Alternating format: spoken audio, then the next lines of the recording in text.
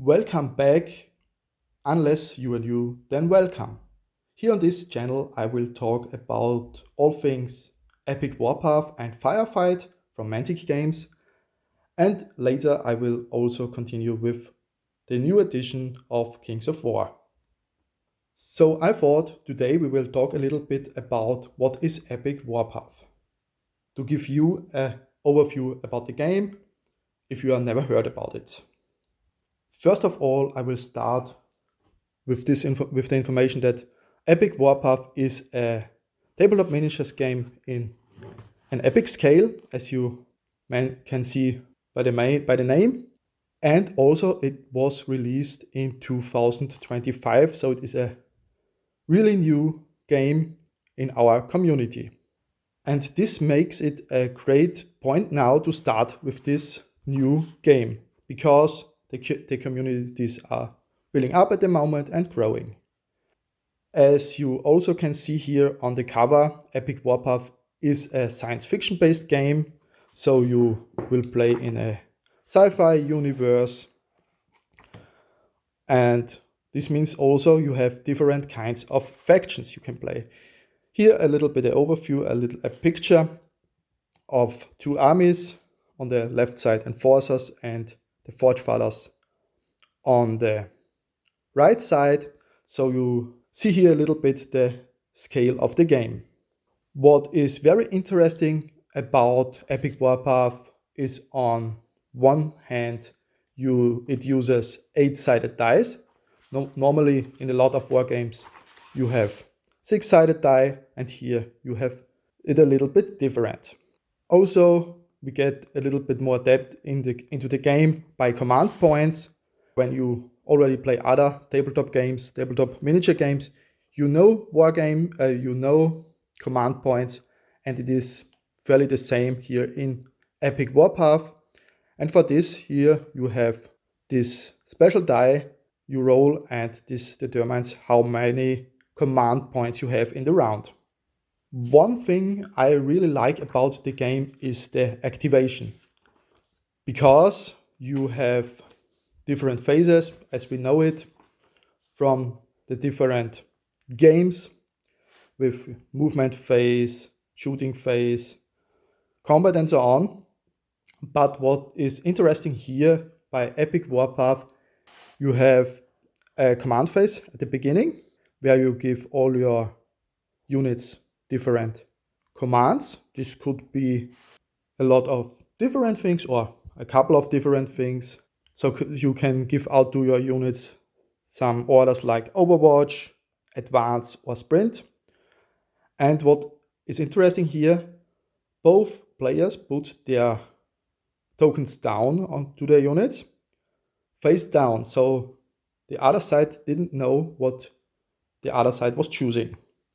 And then, after all of the actions are assigned, all of the action tokens, both players swap their tokens, and you now can see what all of the units of your opponent should be doing this turn.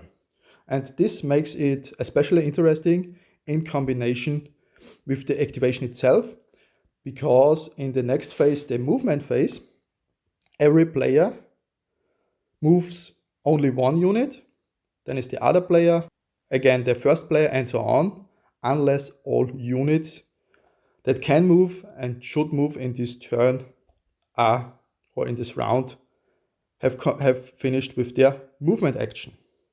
Then there is, as a third, the Overwatch phase, and interesting here also, the units are firing are not from one player. It's the same here. Both players activate one Overwatch unit at a time, shoot with it, and then the other player has his turn. And what is interesting here, only units with the Overwatch token can fire in this phase. Then is the combat phase. Here all units that haven't fired in the Overwatch phase and have gotten an advanced token or sprint token can fire now. I'm not sure at the moment if the sprint token also allows us to fire. In general, you can say all units that haven't fired in the Overwatch phase can now fire, or if they are engaged in combat, can now fight in close combat. And in all these phases, the interesting point is you activate one unit and then is your opponent's phase to choose one of his units, activate this unit, and then you are again. You can, or you have the possibility to interrupt this by spending some of these command points we have spoken earlier.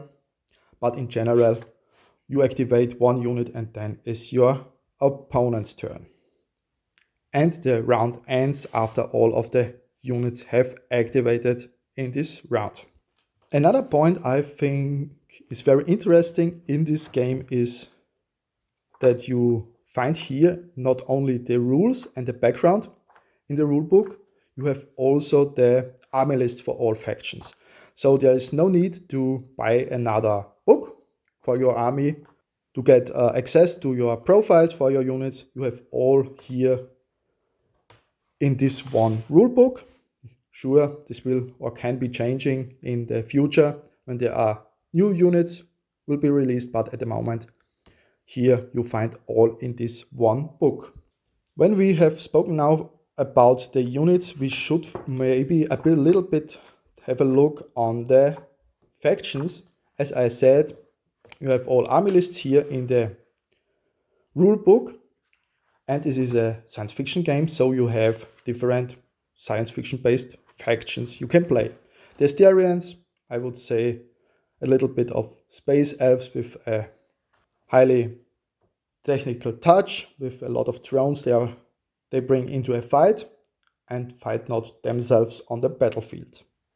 The enforcers are a little bit kind of I would say a little bit more the space soldiers, the space marines, if you will, a kind of enhanced super soldiers. Forge Fathers, what is my army, are space dwarves, very interesting. You can't find this in a lot of other games, science fiction based. Then the GCPS is so the general human faction. The Marauders are orcs. Also, you have orcs in this game. Very interesting faction. I would say nameless. I have not so much about information about them at the moment, but we will come back later in another video. Then the plague is a kind of a virus that infects planets and the populations. And the vermin are space rats. Very interesting also to see this kind of faction in a science fiction based game. And then here you have a little bit of background information about the Warpath universe, in which also the Firefight tabletop game is based on the 28mm version, I would say in short terms.